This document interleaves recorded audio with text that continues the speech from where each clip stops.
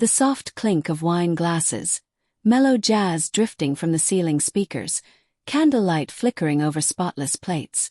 It should have been memorable.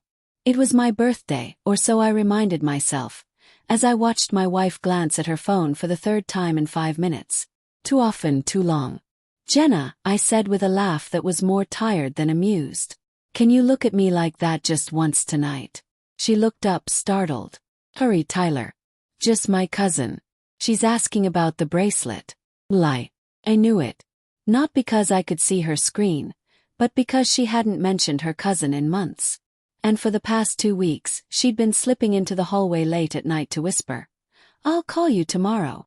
That wasn't family talk. I used to think love faded with shouting and slammed doors, but I've learned it dies quieter, through secret smiles sent to someone else. Laughter sparked by another man's words. "I'm a software engineer, the kind who brings her coffee before she wakes and scrapes ice off her windshield before work. We met in college, both broke, both dreaming. She used to kiss me like I was her whole world. Now she flinched when I reached for her. The waiter arrived with dessert, chocolate lava cake, her favorite. She barely touched it. "I've been thinking," I said, watching her absent-mindedly trace circles with her fork on the tablecloth. "Maybe we should take a weekend. Just us. No phones." Her smile was tight.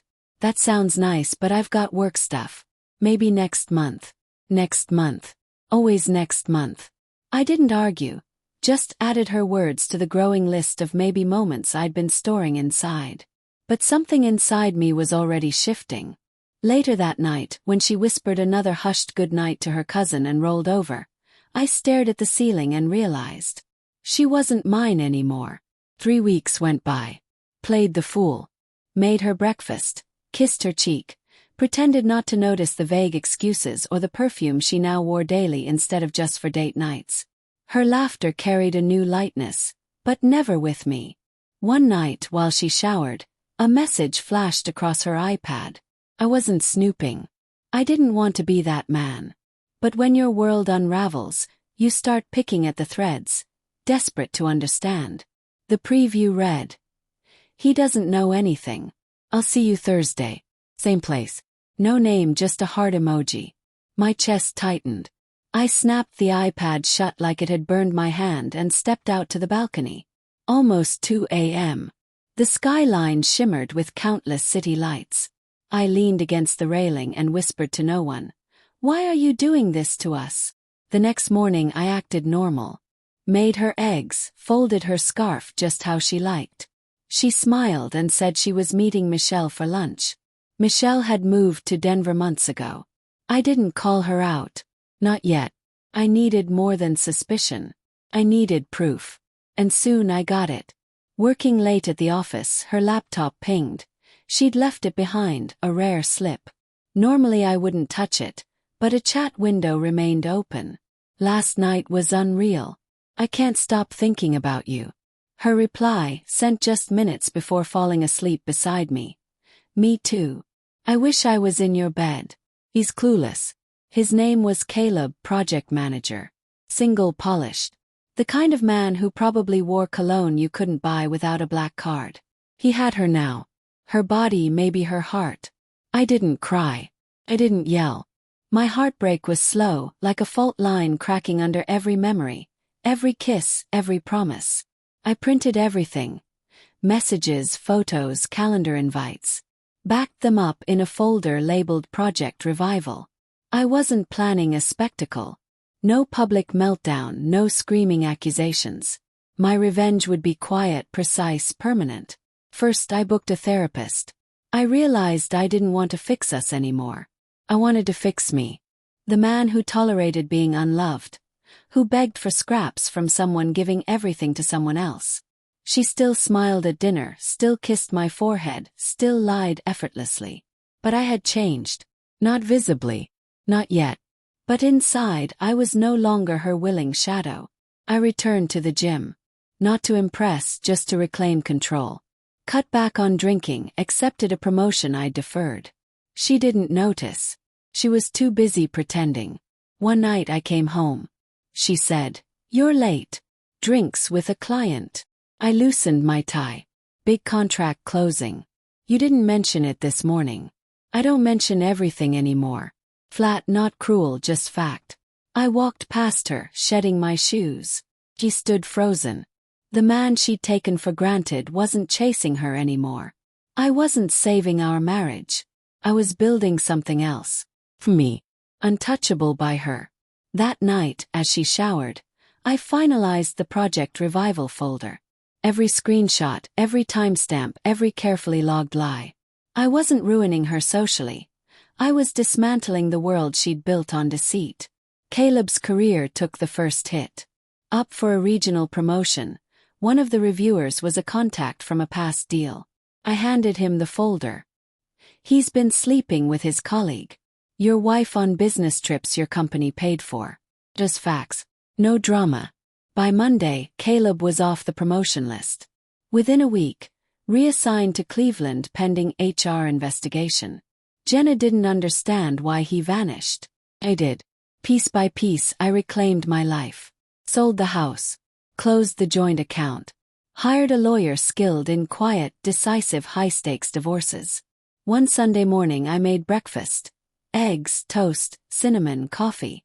She said, "Wow, surprised. Thought we could have a calm morning." I slid a thick envelope across the table. "What's this?" she asked. "My piece," I said. "And your wake-up call." She opened it. Face drained. Inside, messages, emails, photos, HR letter, and at the end, divorce papers. Fork clattered. "Tyler, what is this?" "Months of building," I said quietly. "You just didn't know I was watching." She asked if I had been spying. "No," I said. "I was surviving you." Tears formed. She looked genuinely afraid. Not angry, scheming, just broken. "I never meant to hurt you," she whispered. "But you did," I said again and again. "I let it happen, but staying would have been worse." She reached for my hand, but I stood. "I already forgave you, Jenna. That's why this ends here." Clean. No chaos, just two people parting ways. One learning what was lost, the other discovering what they truly deserved. I stepped out of that kitchen with my head held high, heart hammering. She didn't follow me. She remained at the table, surrounded by the papers that spelled out exactly what she'd discarded. And I walked toward a future no longer shackled by her deceit. The apartment I moved into wasn't glamorous. 2 bedrooms, blank walls, a view of a rust-streaked alley, and a flickering neon sign from the diner across the street. But it was mine, and for the first time in nearly a decade, no corner carried the scent of betrayal. At first, the silence was overwhelming. No footsteps echoing down the hallway. No whispered lies in the dark. No perfume lingering near my jackets. Just me. My thoughts. The soft clink of ice in a glass. The distant hum of traffic, indifferent. My marriage had ended, but in that quiet, I began rebuilding myself. Not only in routine, but in the emotional places I'd long ignored. I started therapy not because I was broken, but because I was finally ready to understand why I had allowed myself to vanish for so long. Every morning I woke at 6, ran for an hour, showered and stared into the mirror. Some days I just truly looked, at the man reflected back. The man who once had ambitions, who once stood firm in who he was. He was returning, slowly, cautiously, but he was coming back. Jenna, meanwhile, was unraveling. Weeks passed without contact. Then whispers surfaced. An HR inquiry at her company, probing misuse of funds. Flights to meet Caleb. Supposed client dinners. Hours recorded for fake meetings. The mask was slipping. She called once, block number midnight. "Tyler," she said, voice strained as if she'd been crying. "Please let me explain." "You didn't need to do this," I replied, letting silence stretch. "I gave you 100 chances to explain. You used every single one to lie better." "I didn't love him," she murmured. "And you stopped loving me long ago," I answered, then hung up. The next morning my lawyer informed me her team wanted mediation. Not a fight over divorce. Clear enough. They sought leniency on assets, assuming my quiet retreat meant I lacked leverage. But I had everything. Screenshots, transfers, the separate account she'd used to book hotels under her maiden name. The evidence was complete. She arrived at mediation in a sharp gray suit. Makeup flawless, but fear shone through her eyes. She remained silent, nodding at the arbitrator. I said, "This isn't about revenge. It's about closure." My lawyer laid it out. Dates, receipts, messages, clinical, precise, complete. By the meeting's end, her attorney looked ready to faint. "We need a moment," he muttered, guiding her into the hallway. Through the glass, I watched her slump into a chair, face buried in her hands, shoulders trembling. It wasn't triumph, it was peace. I hadn't shouted, humiliated, or performed for an audience. I simply let the truth speak. When it concluded, I left the office lighter than I had in years. Not happy yet, but free. Then something unexpected. A tech firm in Chicago, one I'd almost forgotten submitting to, reached out. They loved a project I'd completed months ago. A leadership role was open, equity, full relocation. I didn't hesitate. Packed my things, changed my number, deleted the old photos I clung to like anchors. On a rainy Saturday, as I locked the old apartment for the last time, I felt something I hadn't expected. Gratitude. Not for the betrayal itself, but for surviving it. For being forced to rediscover the man I had buried beneath silence and compromise. The man who remembered his worth. Chicago was different. Clean, quietly alive. Long hours at work. Dinner alone most nights, but not lonely. It felt like the old chapter had closed. The new one awaited, unwritten. And just as I stopped checking my phone for her name, Jenna reappeared. Friday. The receptionist knocked.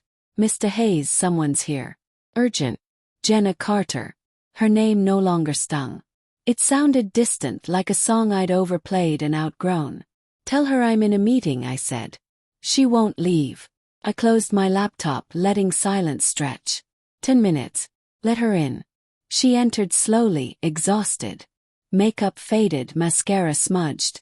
An effort to hold herself together that failed. "Taylor." Her voice cracked. I didn't know where else to go. Leaned back. "I guess you still remembered," she murmured. Her eyes roamed the office. "You look different."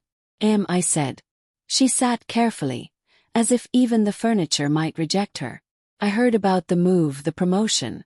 I didn't think you'd leave." I raised an eyebrow. "You didn't think I would. I guess I thought you still loved me." "I did," I said. "More than you ever realized. But love shouldn't feel like disappearing."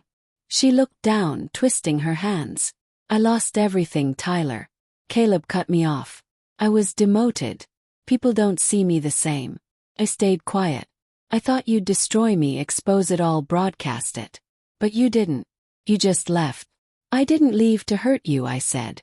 "I left to save myself." Tears fell again. "I didn't mean for it to go that far. I just felt invisible. Caleb made me feel wanted." "No," I said, "he made you feel excited. That's not love. People who betray confuse thrill with meaning."